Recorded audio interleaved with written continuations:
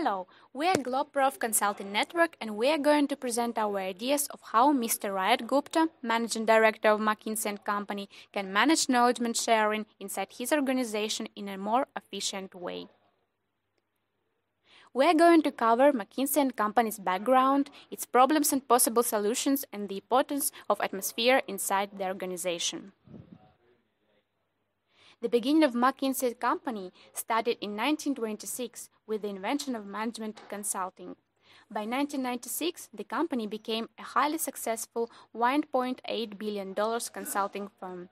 The company's strength lies in its teams with highly qualified experts and its focus on innovative ideas. Because the company's motto is "Knowledge is the lifeblood of McKinsey," it's important to manage their knowledge in a more efficient way. When we talk about big consulting companies in general, we have three different levels of cooperation. These are individual level, team level, and the whole organization level. The goal of McKinsey Company is to create the most effective knowledge sharing system among all of them. What are the barriers that company faces with while sharing knowledge and how to make this process more beneficial? Firstly, let's take barriers in personnel. It is vital to consider human factor as a key role to every company's success. Individual behavior has an enormous influence on the company's results. What makes a good qualified worker an outstanding worker? He or she must be highly motivated to do their best in order to leave the firm stronger than they found it. Rewarding system can be one of motivation triggers. For instance, it could be problematic for employees to write all their new ideas in articles. It takes a lot of mental efforts and time resources. Partially, the company already started solving this problem by requiring its experts to write 2 pages long reports. In addition to that, the firm should also evaluate these reports before uploading it into interweb in order to create competitive atmosphere. Talking about staff, McKinsey should not forget to attract new experts. The company can look for new brains by strengthening collaboration with main research centers in the world and qualified universities. Second problem is barriers in organization, when staff is deeply influenced by line managers' behavior. Thus, if high-ranking members of the organization are unreliable, middle and low-ranking staff will neither act reliable. Building bridges of trust among employees is significant. Now let's take a look at cultural barriers. Different cultures mean different attitudes towards job routines and commitments. Some routines may not be recognized as routines by employees from one country, such as everyday joint coffee breaks among staff. Some processes may work in certain cases but not in others. It is essential to consider various backgrounds of all the employees and arrange special trainings for new employees in order to adapt them into the organization culture. One of the hardest barriers to break is to deal with knowledge sharing difficulties among individuals and team of experts.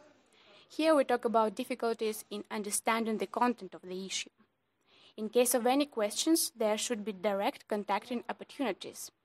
Therefore, experts' availability during working hours should be controlled by a special department. Not less important is to assign group leaders to all the departments. These group leaders can meet regularly with other group leaders in order to share knowledge from different fields. Next problem is technology. How to use it in the quickest and most effective way.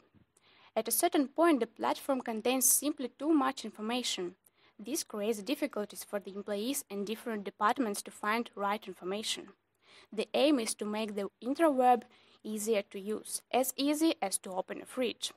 It could be solved by hiring an IT team which would deal with developing a common database of knowledge. It could also be very helpful to design a mobile application of this database to get information quickly. One expert can write his question down under the subtopic in the app, and his colleagues will get notification immediately, and those who are specialized in this field can help with an answer. Companies should also invest more in training and educating its workers in order to improve the effect of technological advantages. And the last point we are going to discuss is organizational atmosphere. McKinsey should care more about how good the atmosphere is within the company, how to make it more interesting for workers to create new ideas, keep on innovating, and keep on improving their knowledge by learning. Here are some activities that can make the transmission of knowledge and generally working process for the staff more attractive. There could be organized a range of regular group activities outside the workplace. In relaxed atmosphere, it is easier to improve communication and knowledge sharing. Teams can change their workplaces for a short period to boost further development. By this, employees can work in a group with other experts and look at problems from different perspectives. Workshops and various interactive activities could be a good way for the workers to get closer with each other. This will have a positive impact on teams' results and will make the cooperation among all teams members more intensive and help to create an environment where people feel comfortable to share with their ideas. By taking into account these barriers, we have to understand that it's fundamental value of McKinsey&Company to invest for the future of the firm.